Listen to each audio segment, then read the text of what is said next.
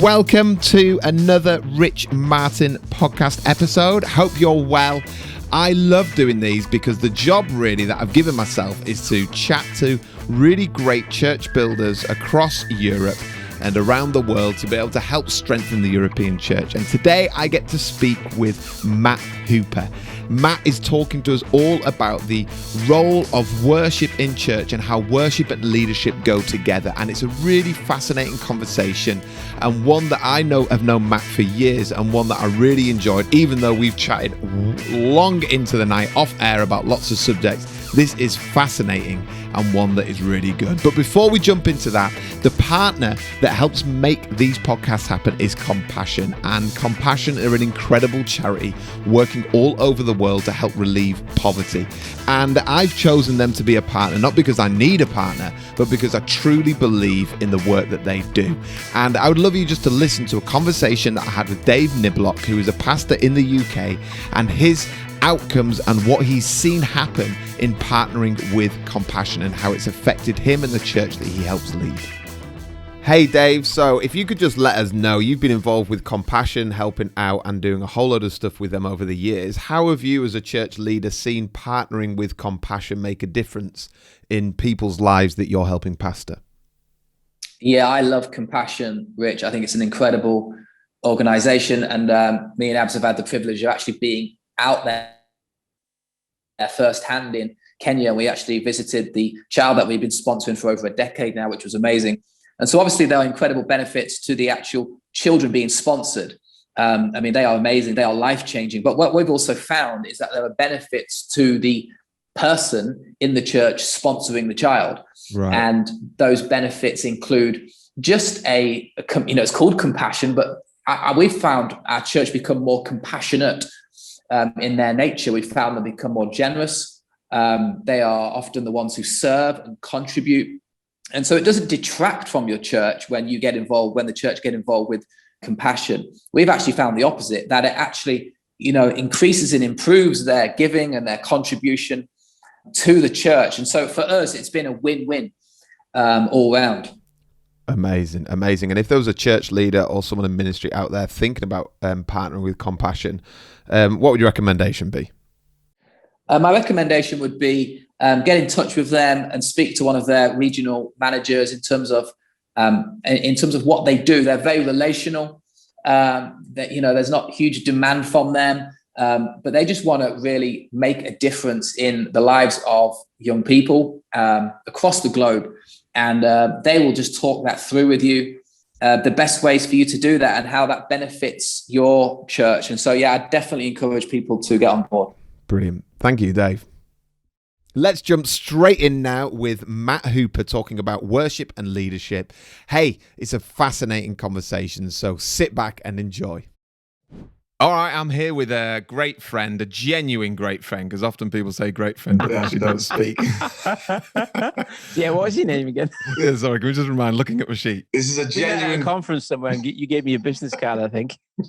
Yeah, we've been back and forth with kind regards at the end of emails. Yours in his matchless name. That's my favourite sign-off. But Matt Hooper, if anyone's hanging on there, still hanging on, Matt Hooper, who is just a great friend to me, and I want to have a conversation with Matt all around worship. And Matt's got his own journey of leading worship in lots of contexts, and so I want him to explain a little bit, and then we're just going to tuck into it. And so thanks for being on, Matt. Pleasure, mate. Thanks for inviting me to your leafy home there. Look at the banana plant in the background. Thank you. Yeah, it doesn't produce bananas yet, but one day it might do. But we're really good. First failed in banana plantation. That'll be it, and then I'll be selling them. Anyway, tell us your journey, Matt. Give us your journey, because I know it really well because I've been on some of it. But tell us your journey of being a worship leader, really, and now a church leader, and just give us a little kind of run through of you. So I grew up in Wales, and since I was being really small, I loved records. They're like, I tell younger people, they're like big black CDs that you have to play. And then some of them say, what are CDs? And I'm like, ask your dad. It's too young for me. But basically grew up listening to a lot of records. I was fascinated by music. And then when I was about 3 years old, I used to stand on coffee tables and pretend to be John Denver. that old 70s and 70s singer-songwriter. And I actually had a little moment where I thought I was John Denver. So when I went to the shop when I was a kid, I was really small, about 4 or 5. I refused to be called Matthew. I had to be known as John. So I always had this strong sense like that. That's what I wanted to do, something like that. Right. And so I don't know. I just think there's a lot of stuff that as we grow up, we forget what we wanted to be when we were kids. There's something childlike and playful about the purpose of God sometimes that we forget about. And the older I am, because the older I get, the more I'm like that kid who's more playful and more like just spontaneous about stuff. So just always wanted to do it, and then played trumpet and Salvation Army and different things. And then when I was about 14, 15, got into bands, found out you could make more noise singing and playing than you could with a trumpet. Plus it was a lot cooler. So got into all of that.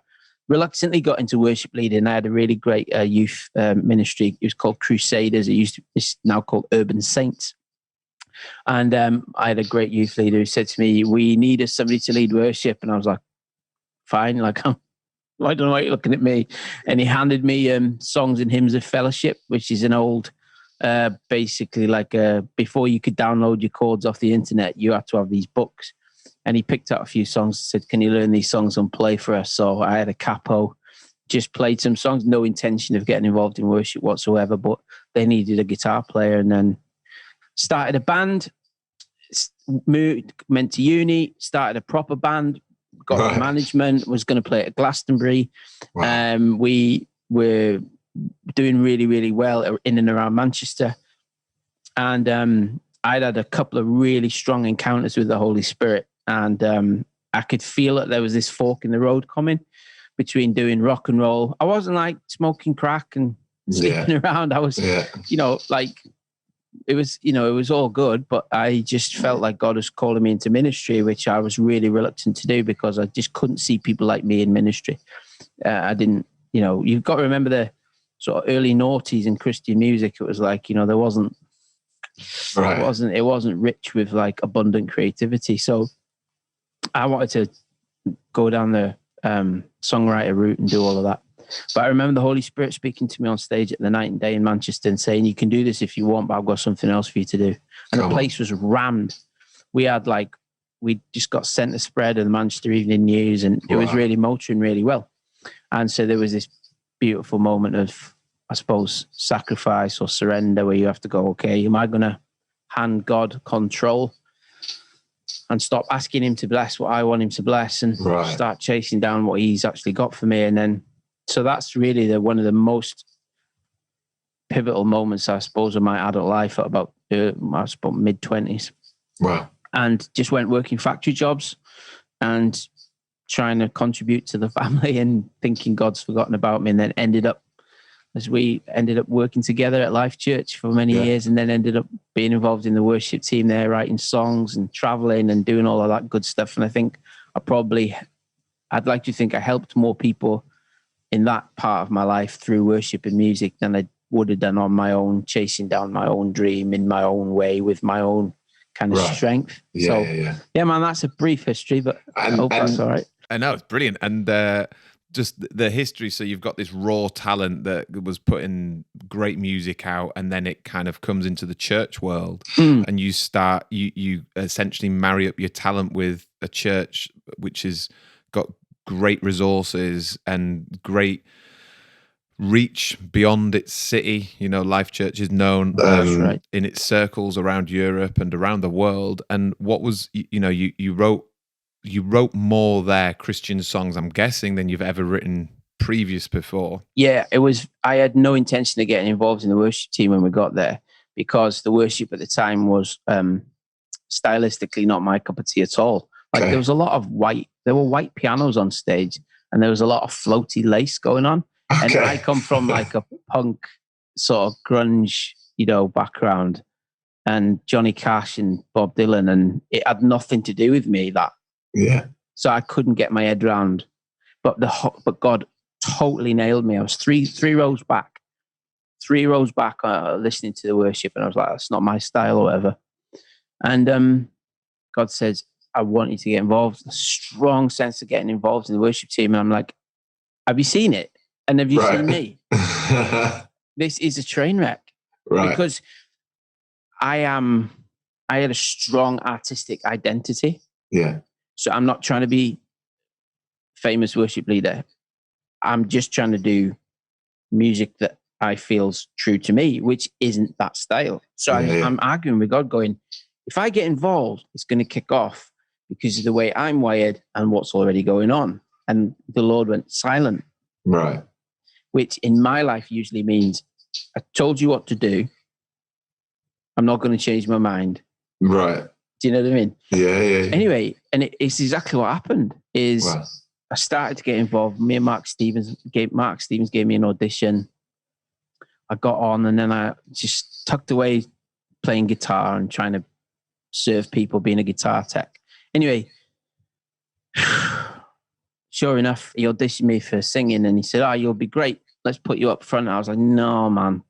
I know how this is going. I know what God is like. Right. He maneuvers you into positions. And anyway, we started writing songs that didn't sound like the other songs. I'm like, here we go. And then it was on, and it was like, I think I understood partly what God has gifted me for outside of music. Everybody's got a gift of music, but then we all contain something of the personality of God. Right. And so sometimes what happens is it's not the music that moves us, it's the old school word anointing of that person that moves us, right? So when you hear Lou Fellingham sing, she's a great singer and she's a lovely person, but what you hear is she's a lovely person. Yeah. She's such a kind person and she's like your big sister and she'd look after you, which is exactly what she's like. So what I became aware of is there's a greater purpose to my music than me just writing tunes. And it was actually a little bit more combative and pioneering than I had imagined it to be. Amazing. So I thought it was just in the Rio 6, my old band, but it turns out that's actually what God wanted me to do in the church. Right. And they were so gracious, Mark and the other guys particularly. It wasn't an easy road because I wasn't particularly mature in many ways, but they were like, yeah, man, give it a try. Let's turn the guitars up. Let's get rid of the choir. That's done now. Let's turn the guitars up. Let's, go Amazing. A little bit more rock and roll. And so it was like, that's where a lot of worship leaders give up. I see a lot of musicians do this. They play the music they really want to play on a Saturday night with their mates, and then they come to church and they karaoke it. And I've got a mate, Mark Walker. We know Mark Walker. Mark Walker says, I don't change the way I play music wherever I am. And I wondered how many Sundays would be transformed or how many cultures would be transformed if musicians were integrous with the music that they played and they just played, this is me, this is who I am. Imagine that. Oh yeah, but it'll ruffle a few feathers. Yeah, that's all right. We need it right now. Like, it's all good. We absolutely need authentic artistic voices to disrupt the culture of worship that's out and about at the minute. And part of your journey then, I'm totally with you on that, Matt, and we can tuck into that in a minute, but part of your journey was, you then got to write some big hits, mate. And you've got, I mean, in the background, I think I can even see in the video we're on, I don't know if that is that a disc of Dance Again? No, it's not. Is it not? No. I don't know what it is. Is it just artwork? Yeah, that's... Oh, say it's a disc. I can see a disc, Matt. You can't see a disc. The disc is upstairs in Sam's room. Oh, That's Abbey Aaron. That's by a local Bradford artist, and I don't know. I think that's from Oklahoma and Manchester. Well, that was the one I thought was discs. Anyway, you've written big tunes. That's the thing.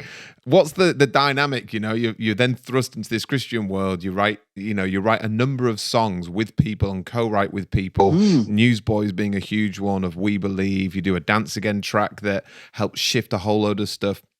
How do you then wrestle out that world of, oh God, like I've made it. I've got my name in some sort of Christian lights versus the Johnny Cash, Matt Hooper, who was on stage in Manchester reaching people. What's that world like and how have you navigated that? I don't think I navigated it particularly well. I think it was, I think I am still learning to, it's not about reconciling them both because they're all part of who I am. But there's an industry or a vibe or a clique in any music business. So, I was watching Liam Gallagher's documentary yesterday, and he's got a whole vibe and a whole crew and a whole style and a whole culture that follow him. And every kind of genre of music has that kind of click and that style. And I think for a lot of us, for worship leaders, it's skinny. For a long time, it was skinny jeans and fedoras if you're a bloke, or something if you're a woman. And these biker jackets, I call them senior pastor jackets, where you have to have one if you... And a locker key. You need a locker key around your neck. So, and again, it's like no disrespect to it. It's just there's these cultural things that happen. Yeah. And so I think I've been around a while. I was, when I got to the States, to be able to choose what I wanted to be involved in, what I didn't. And people were like, are you going to move to Nashville? I was like, no. I came home and I loved, like, I went to the Dove Awards and did all of that, and then came home and got as much joy, genuinely as much joy, in helping people with life groups and getting ex-offenders settled in church. They're not separate to me. They're part of the same thing. Amazing. Preaching and music and helping people come from the same place in me. I can't tell you what that is, but I know that they're not separate. And so I think what I had to learn was there's more, and we're on this journey, all of us, is there's more. The Sunday church is not the fullest expression of who God's made us to be. Right. So stop trying to expect to get your kicks on Sunday morning with your gift, because it's just not going to happen. Right. I say to our lads all the time, got 2 boys, they're both great musicians, just get in a band. Start putting your stuff out there. Yeah. Start just dropping stuff on SoundCloud and just express yourself, because the church is not a record company. The church is the family of God. And sometimes if we treat the church like a record label that's there to personally serve my artistic, arc of my career, we're in massive trouble, because Jesus said that's not what it's for. Come on. But he does want to bless you, and he does want to increase your influence if you are committed to his increase and his influence. Yeah. But he's not going to do that if you try and leverage a platform for your own personal glory. And honestly, I was not even the worship pastor. I had resigned as worship pastor of Life Church when I wrote my best songs. I was actually running pastoral care with Claire when I wrote my best songs. Figure that out. I know. I wasn't even like, I was like, wow, okay, I need to get some time off to go to the Dove Awards. And then the worship team, who were doing all the work and doing all the admin and all the rotas, I was like, this is bonkers. But God does what God wants to do when God wants to do it. Yeah. And which is good, because it's not a pull this lever, press this button, get in with this group of people. That's what I love about your story, Matt, is you've wrestled out, just keeping the main thing, which is, God, you've called me to do what I need to do. And now you're pastoring a church in Manchester. You've launched it. In perfect timing, nearly launched it. You're in the launching stage. It's just been delayed by COVID. 2 years. 2 years we've been waiting to launch. I was saying to our guys the other day, it feels like we're being negligent. It's not like we haven't been busy. It's just there's been this thing in the middle. We were supposed to launch March 29th this year, but you've got this now great online platform that you've got people leaning in all over. Well, Claire said to me, but we're due to launch on 29th. And Claire says, by about the 30th and 31st, Claire's already excited about the future. And I just said to her, not yet. Give me a couple of weeks, because I am just cross at the minute. Anyway, about 2 weeks later, she's so good. She says to me, Matt, I've had an idea, and this is one of those ideas that you usually agree with in about 6 months' time. She said, we haven't got time for you to do that. I need you to agree with me now so we can get started. And she said, basically, let's just go online and build community online. And we know Claire, she's really good at that. So it's not like something she just plucked out of thin air. It's something she'd already been doing. She's a social media coach and all that. And she's like, we can do this. And that's what we've been doing for the last 8-9 months, is just trying to learn how to build community online. And what's church, even when it's online, and and wrestling through the theology of that, which I feel really confident, and I feel like, yeah, man, there's a lot of church you can do online. There's some things that can never be replaced with digital than works face to face. There's some things that you can never get away, that I need to actually be in the physical presence of somebody else. There's a lot you can do online in terms of evangelism, in terms of prophetic ministry, in terms of worship and connection and resourcing people. It's just really exciting times.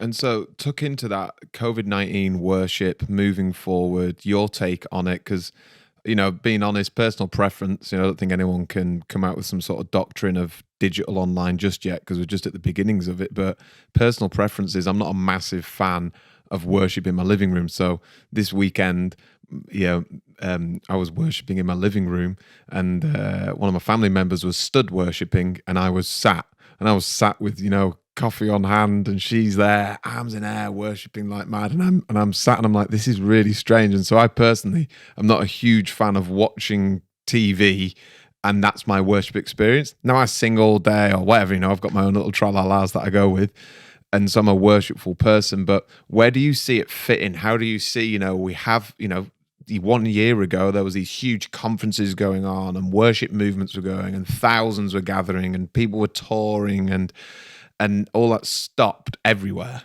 And we can hardly, you know, in the UK at least, we're not even allowed to sing when we gather. And so where do you see it fitting, or what's your take on everything that's going on from a worship perspective? There's a Japanese character for chaos, which also means opportunity. And that's what I think we're living in right now. So the Japanese and the Chinese use that word for chaos and opportunity at the same time. I think it's early days, and that's what's fun about it, is it's early days where we need entrepreneurs and pioneers and innovators and risk takers to be back helping us navigate what comes next. So a lot of the church's experiences have been, if I can be maybe painting with too broad a brushstroke, but I'll just generalize, and it's been a lot of it's been led by managers and pastors and shepherds who like to keep what they have, manage what we've got. We've become we sort of default towards risk aversion. Yeah. And so it's actually a beautiful opportunity for those who are wired for risk, who are on the borders of, you know, potentially sometimes people don't get us. And what are you talking about? It's our time now to help everybody else move forward, because people who are more prone to safety are more prone to being fearful in times like this. So people like, I'm up at night thinking of opportunities at the minute. I know, and it can appear to be really indelicate and to be really insensitive, but the way that I think I'm wired and Claire's wired, and probably you, is all the things we could do, all the things we never have to do again. Right. Because now it's just people. So here's what I think. I think we need new language and a new metaphor. Right. So I think we've no disrespect to anybody, but we've written about storms and waves, and we're good for storms and waves, hot things, wet things, windy things. Help me connect with my grief, my pain, which is what's coming out of COVID. People are going to be devastated. So how do we write songs? I'm actually going on a songwriting event with Integrity next week. No, this week. It's not today. It's not today, is it, Matt? No, tomorrow. To write songs of lament for the church. Okay. Isn't that exciting? Yeah, it is. Let's teach evangelical Pentecostals that lament isn't evil, and lament's in the Bible. And actually, those big feelings that you have, they're not an intimidation to God. And you can actually sing those songs of worship. So we don't have to sing "Oh Happy Day" all the time. No disrespect. Happy Day. We don't have to keep singing that stuff. We need that stuff, but we also need songs that help me with the fact that I just lost a family member to COVID, or I've lost my job, or the stuff has well and truly hit the fan with my teenagers. And I think if you want to be brave and authentic, you bring that into Sunday morning. You teach that, and you give people a language to grieve together. I think there's going to be more localized worship. I think we've looked to these enormous houses of worship, which we still do, which I enjoy greatly. Yeah. But I think the rise of available technology like this, we can write our own songs, man. We can do our own stuff. It's just going to be so exciting, and write for the people in your community, not write for CCLI charts, or write so that somebody in an enormous house of worship notices you. Write for the people who need the songs that you need to write. Amazing. And so on that, what's your, I mean, I love hearing what you're saying, because take it off worship and put it onto the proclamation of the gospel. We've looked to these huge platforms, be it your own church Sunday of 70 people, it's a huge-ish platform, to 7,000 people, it's a huge platform, right? To proclaim the gospel. And there's this empowering and equipping of the saints across the board of all the things that are going on in church life. How, what do you make of performance over presence over performance, and what's gone on there? And have we, has this COVID been a wake-up call for us to look and go, hold up, like we really got into the positioning of lighting and the denseness of this haze and the intro music pre-worship and the versus just the presence of God? Because as much as I mock it, I've been a major part of making that stuff happen, and I can see the benefit of it. I mean, thank God that when you turn up to a huge conference, someone's thought about the denseness of the haze, right? Because we can actually see them on stage. Yeah, I think the goal, I know I've fallen into the trap of being more in love and I have more faith in my ability to program a service than I do with the desperation of people's hunger to connect with God. So the goal, many of us, we've been in churches that have embraced a revolution in presentation, and we absolutely we need to keep working on presentation. But the big telly on a Sunday morning is no longer impressive to many young people. Right. That's what we're learning at the minute. This phone here has got more processing power than the space shuttle that went to the moon.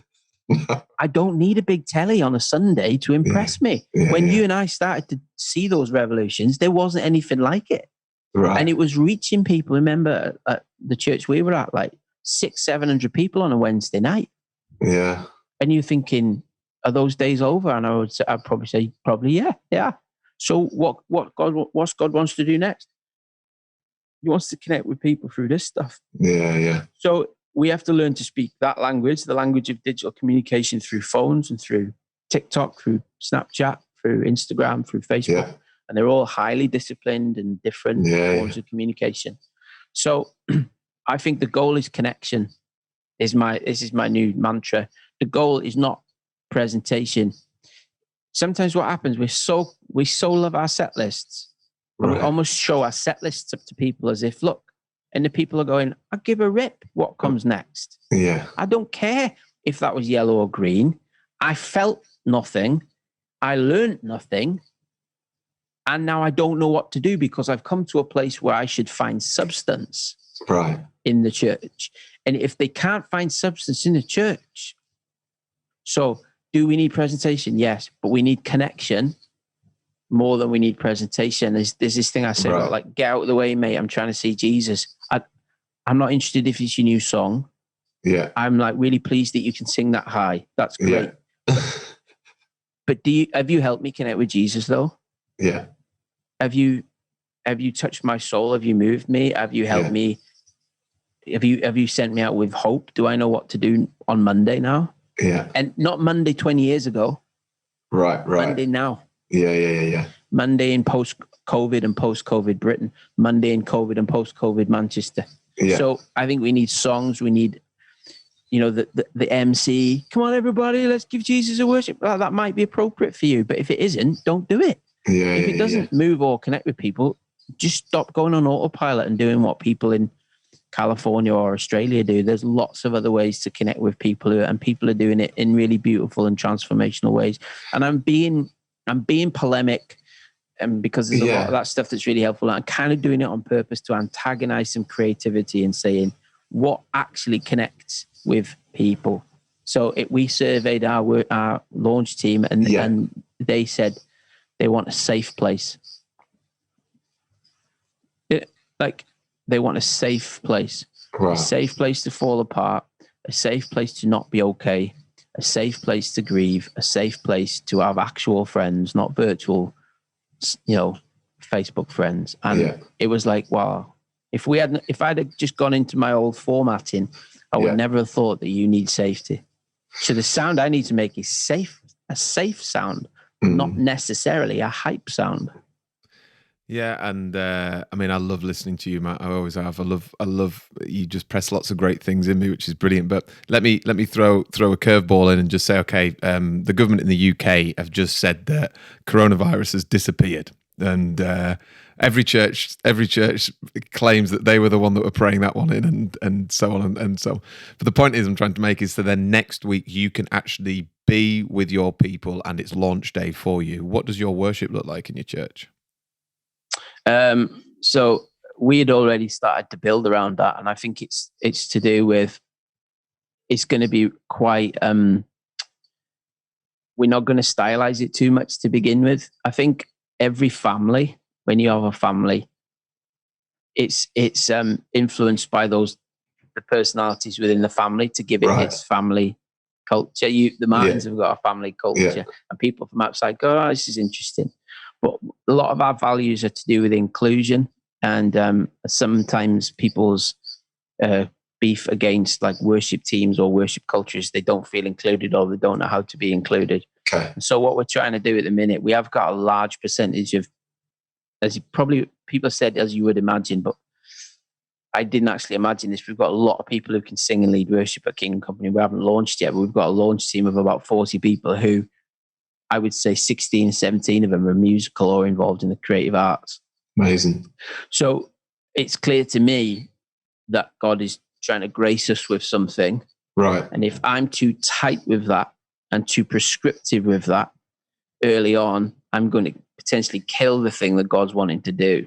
If I try and oppose something from 5-10 years ago on what God's just trying to do now, I'm in danger of making something, and I'm in danger of really upsetting these people and breaking them. So it requires like a looking and a learning and a watching and a coaching and a training.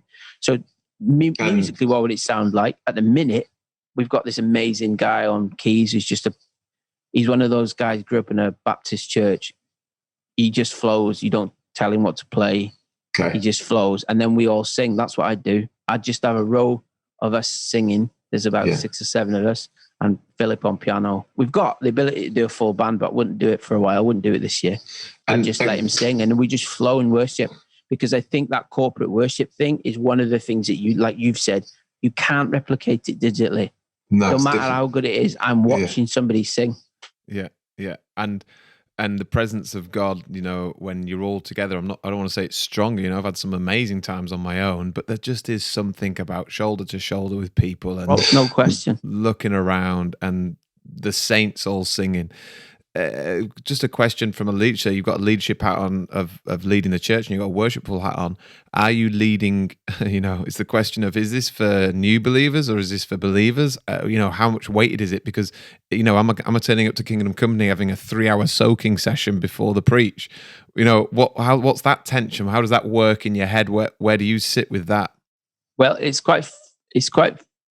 We're still in an investigative stage, but our ethos at the minute, like we're doing digital stuff on YouTube this week for the first time. We're using the Premiere platform. Our thing is to go short at the minute. I still see churches doing an hour and a half. I'm like, I don't. There's very little that I do for an hour and a half except sleep. And if you can get me there in 5, 10 minutes, 15 minutes, I'd be really grateful.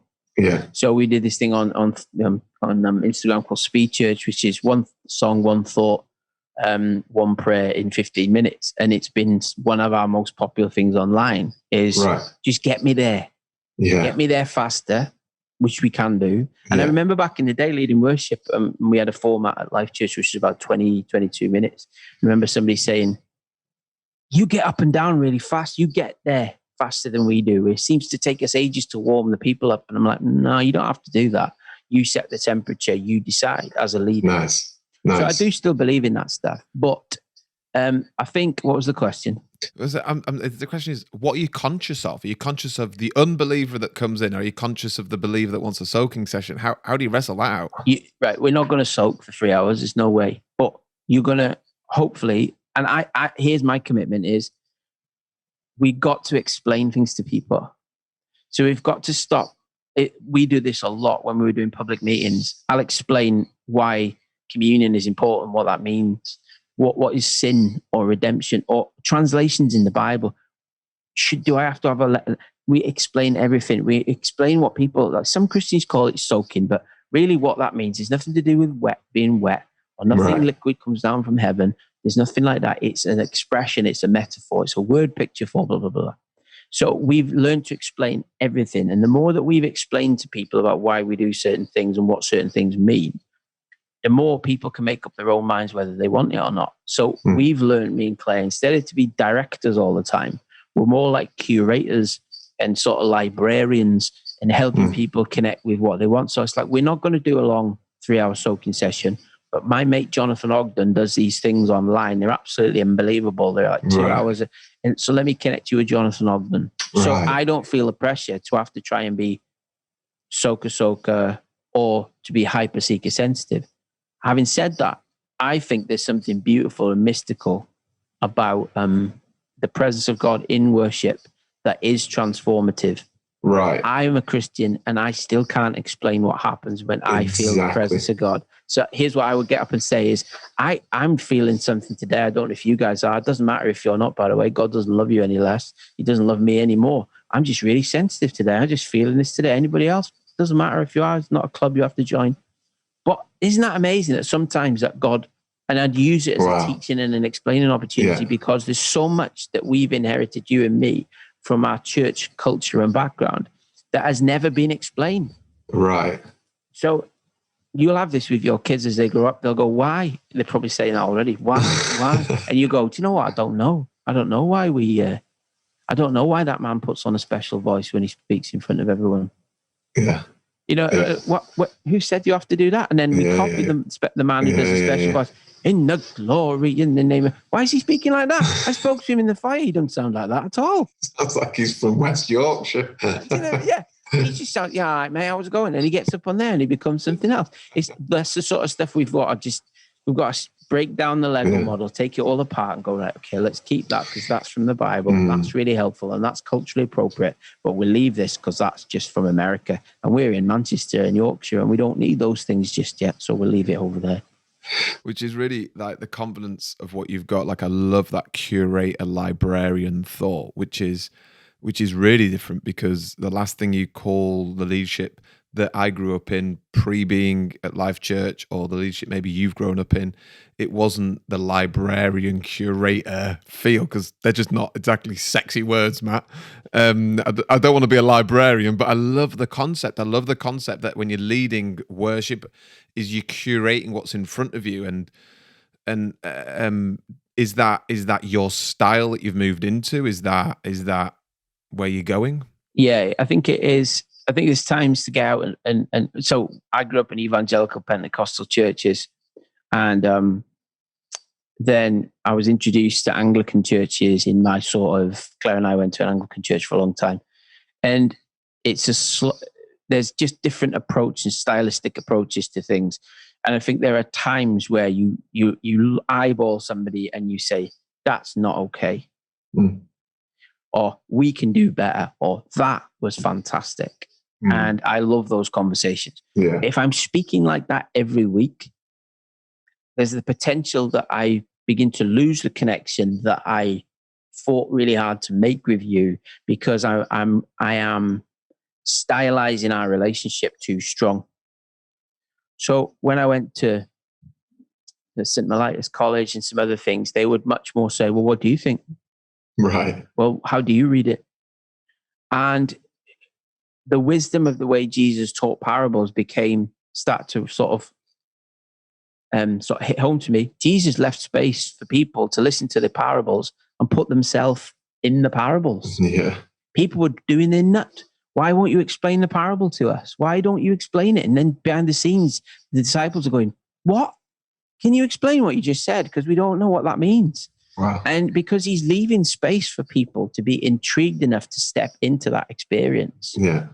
And it's not a very evangelical Pentecostal thing where sometimes we feel like we have to tidy everything up for people and sort everybody's theology out, and that they're our flock and we've got to be responsible for people. Right. But Jesus invited people into a conversation and a relationship of of intrigue, of inquiry, of journeying together, of walking this thing together. And what I'm learning about the generations that my kids, Gen Zers, they don't want to be told what to do like that. And Rich, we didn't like to be told what to do either. No, we were just bred how to handle that. We just knew how to handle being told what to do. But my kids are like, says who?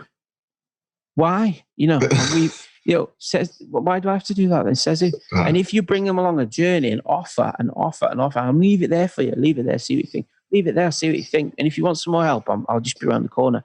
Yeah. Honestly, the kinds of conversations that you have are far more transformative than if you're just dogmatically giving people a definite track that they have to walk on. When I see please do not step on the grass, the only thing I want to do is step on the grass. Right, which is what we're currently in with COVID. Please wear your mask. I think, ooh.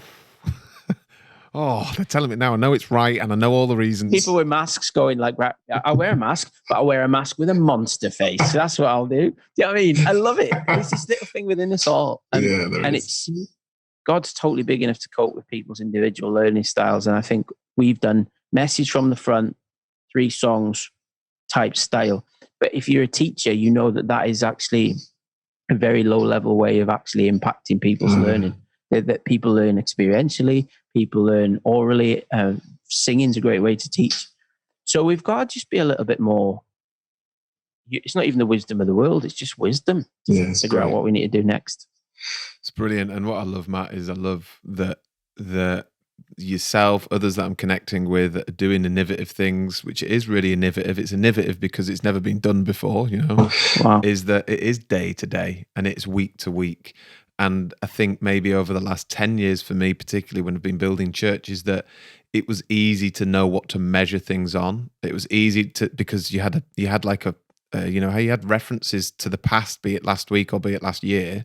So you could measure stuff. You could get creative within a box of constraints that you knew were going to happen. Then COVID comes and it's like day to day, none of us have a clue what we're doing.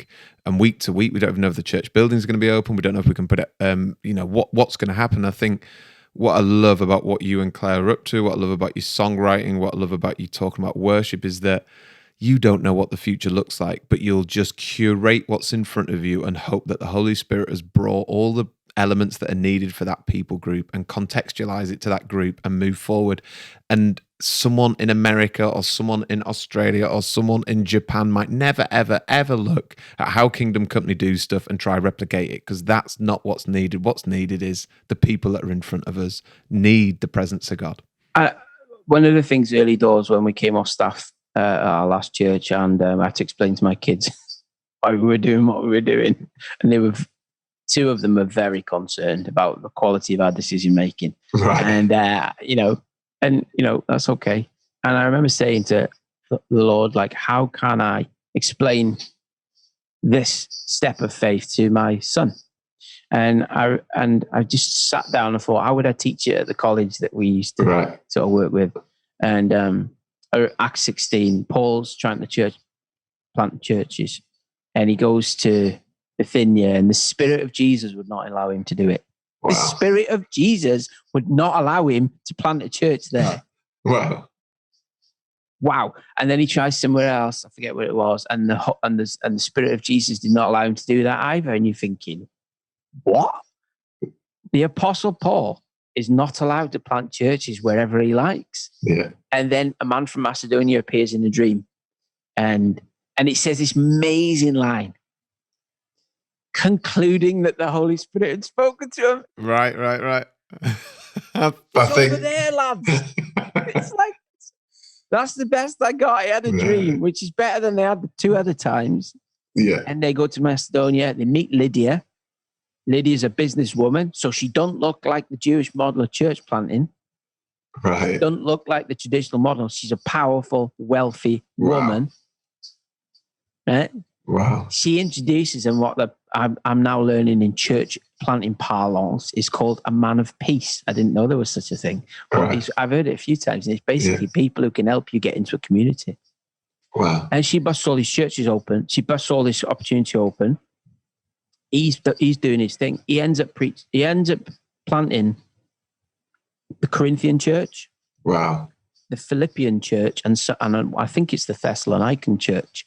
And basically, the reason we're here today is because Paul planted the first European churches after getting it wrong twice before. And the Holy Spirit was in all of those decisions. So it's good. Just mind-blowing, mate, isn't it? So I don't feel, if my eschatology says I've got to get everybody saved and it's my personal responsibility, then I'd be out in Leeds, in Manchester, with a clipboard, repenting and die. But I know that I'm part of a kingdom that's coming and a kingdom that has come. So there's more to come. And whatever God has asked me to do is part of the much bigger picture that is bigger than you and me right now. So I think that's one of the things that when I read that, I was like, wow, even Paul didn't know what he was doing. Yeah. Day by day. We just look day by day. Matt, I could carry on talking and probably will after this for a little bit. But huge thank you. How do people find out about Kingdom Company, Matt Hooper, any of your worship stuff? Where do they go? Well, I'm mainly on the gram at the minute. TikTok's terrifying. I can't cope with TikTok. I love it, but Kingdom Company's got a TikTok, but we're mainly on the gram. So at Kingdom Company and at Kingdom_Company_. But if you just type in Kingdom Company, it'll come.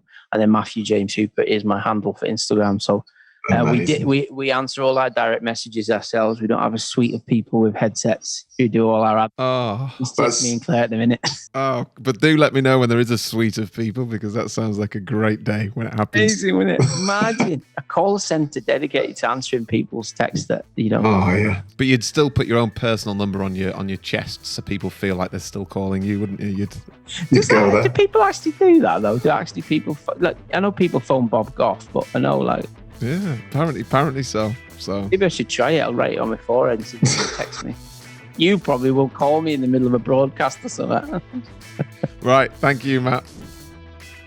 Well, what a fascinating conversation there with Matt Hooper. I hope you enjoyed it. I truly, truly love that guy and think that his insight and church building thoughts are fascinating and ones that are coming through stronger with lots of church builders. Hey, you can also jump on my website, richmartin.co.uk. On there, you can sign up to my newsletter, which is called a Church Trends newsletter. And that is basically me sending what I see as church trends, some great resources to anyone who puts their email into that little inbox there. I am not going to spam you. One, I don't have enough time to do that. And two, it would annoy me, so I don't want to do it. So go there, richmartin.co.uk. Thanks for being with me and have a great rest of your week.